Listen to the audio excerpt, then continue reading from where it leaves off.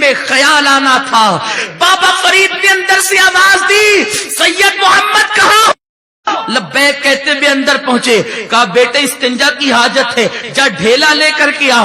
اللہ اکبر، ڈھیلا لینے کے لیے گئے، جس مٹی کے ڈھیلے کو ہاتھ لگایا وہی سونا بن گیا، اسے پھینکا، دوسرے کو ہاتھ لگایا سونا بن گیا، تیسرے کو اس کو پھینکا، تیسرے کو ہاتھ لگایا سونا بن گیا، ہاتھ لگایا سونا بنا، پھینکا دوسرا، تیسرا، چوتھا۔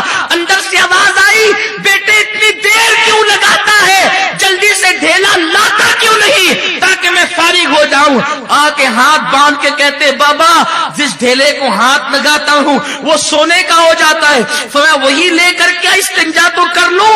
محبوب الہی نے جب کہا حضور آپ ہی نے تو مسئلہ بتایا ہے کہ سونے کے ڈھیلے سے استنجا نہیں ہو سکتی، اس کے لیے تو مٹی ہی کا چاہیے، فرمایا نادان، جو ڈھیلا سونے کا استنجا کے قابل نہیں ہے اس سے دل کیوں لگاتا ہے؟ دل لگانا ہے تو مدینے کے تاجدار سے لگا لے۔ کس سونے کے زیورات پہ عزت فروخت کر رہے ہو جس سے استنجا بھی جائز نہیں ہے؟ کس کو دل میں بٹھایا ہے جو پاک بھی نہیں کر سکتا استنجا سے؟ کس بلا کی میں سے ہے سرشار ہم، دن ڈھلا ہوتے نہیں ہوشیار ہم۔ آؤ اپنے اعمال کا احتساب کرو، اے میری قوم کی بیٹیوں، زیورات قیمتی نہیں ہے، زیور کھو جائے تو بازار میں مل جاتے ہیں، عصمت لٹ جائے تو بازار میں نہیں ملتی، حیا لٹ جائے تو بازار میں نہیں ملتی۔ انسان اگر ایک درخت کے نیچے شرافت کی زندگی گزار لے تو بھی اس کی عزت کے ڈنکے بجتے ہیں۔ لباس قیمتی نہیں، لباس پر عزت کا سودا۔ سرکار غریب نواز ایک ڈریس، ایک جبہ سنجر سے پہن کر چلے تھے، 97 سال کی عمر میں وفات پائی، وصال کیا، دوسرا جبہ کبھی بنایا ہی نہیں۔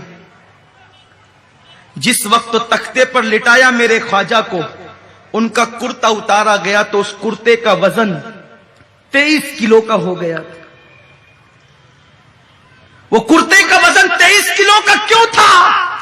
پوری زندگی ایک کرتے پر گزاری، جہاں سے پھٹتا پیون لگاتے، جہاں سے پھٹتا پیون لگاتے، جہاں سے پھٹتا پیون لگاتے، پیون در پر اتنے پیون لگے کہ اصل کرتا تو دکھتا ہی نہیں تھا، پیون ہی نظر آتے تھے، اور بار بار پیون کی وجہ سے اس کرتے کا وزن 23 کلو کا ہو گیا تھا۔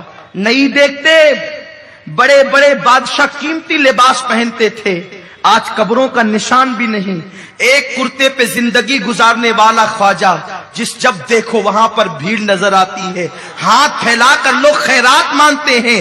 ارے ذرا غور تو کرو، تو لباس قیمتی نہیں ہے، اللہ کی محبت قیمتی ہے، عصمت کی حفاظت قیمتی ہے، آبرو کا تحفظ قیمتی ہے۔ اللہ اکبر۔ تو قوم کی بچیاں، آخر مجھے سمجھ میں نہیں آتا، باپ اپنی بیٹی کو موبائل لا کر دیتا کیوں ہے؟ بھائی اپنی بہن کو موبائل لا کر دیتا کیوں ہے؟ بیٹیوں کو انٹرنیٹ پر بیٹھنے کی اجازت دی کیوں جاتی ہے؟ سن لو، دل کے کانوں سے سن لو، میرے رسول کی حدیث ہے جس کو امام احمد رضا نے بیان فرمایا کہ اپنی بیٹیوں کو سورہ یوسف کی تفسیر مت پڑھنے دو۔ بہت قابل غور بات عرض کر رہا ہوں، اس پہ جتنا سوچ سکتے ہو سوچ لو، قوم کی بچیاں جتنا سوچ سکتی ہے سوچ لے۔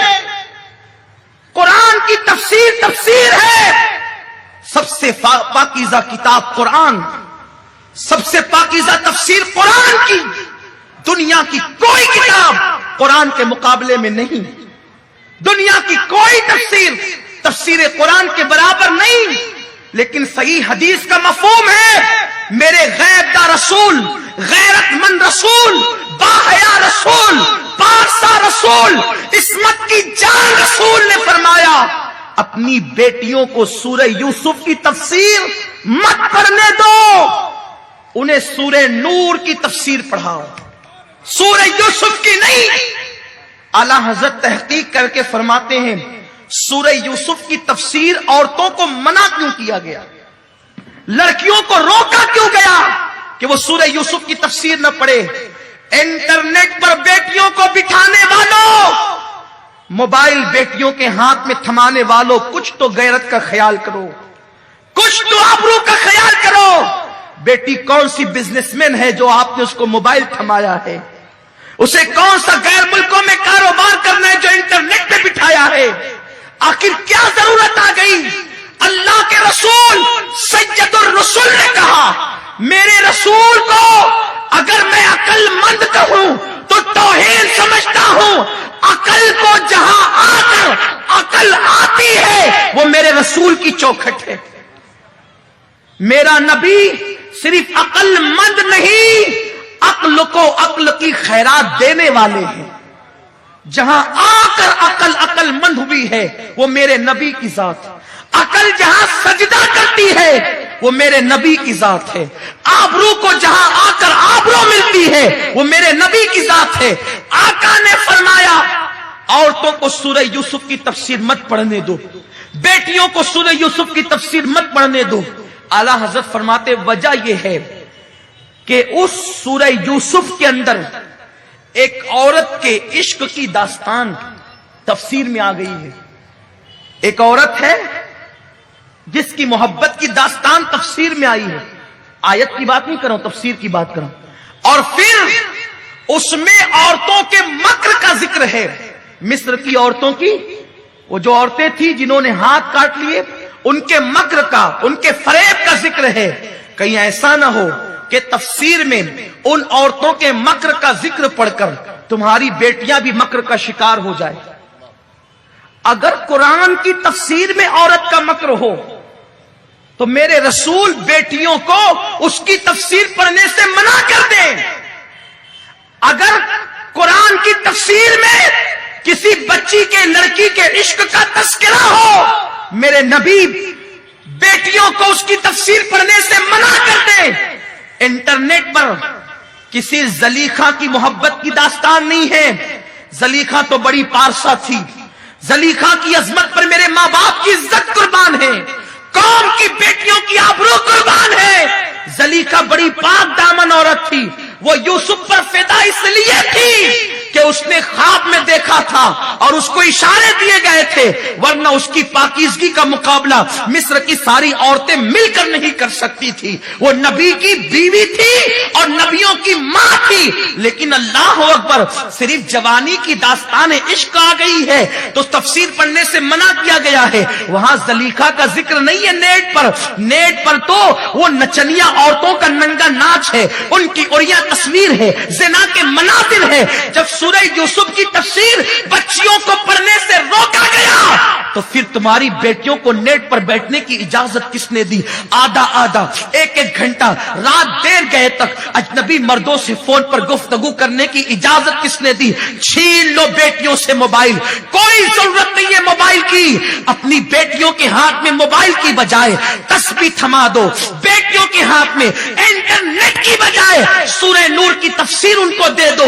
बेटियों को माज़अल्लाह फुदकने और पार्कों में घूमने की इजाजत देने की बजाय उनको मुसल्ले पर बिठा दो। खुदा की कसम, बेटी किरदारे फातिमा का आईना दार बनेगी तो उससे पैदा होने वाला बच्चा डाकू, लुटेरा, जानी नहीं बनेगा, बल्कि इमाम हुसैन का किरदार लेकर वो पैदा होगा। आज जरूरत है कि बेटियों को फिर 1400 साल पीछे लौटने की। लौटो पीछे, 14 सदियां पीछे लौटो, लौटो पीछे, सहाबा के दौर में लौटो, ताबईन के दौर में लौटो, तबा ताबईन के दौर में लौटो। यारों, मुझे हैरत होती है